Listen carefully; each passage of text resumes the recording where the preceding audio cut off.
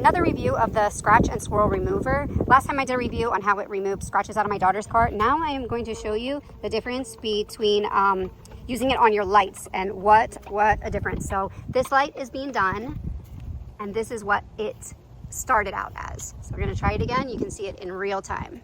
Here we go. You can see how foggy it is. Look at that.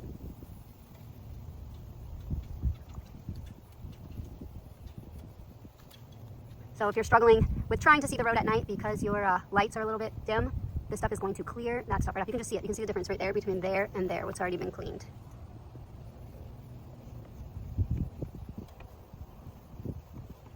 Tell me about your headlights. Absolutely wonderful. 3 people have tried to clean them for me and none of them have done anything like this. This is wonderful. They look like new. Now I can see the road. They do look really good. The stuff is great, not just for removing scratches, but for cleaning headlights.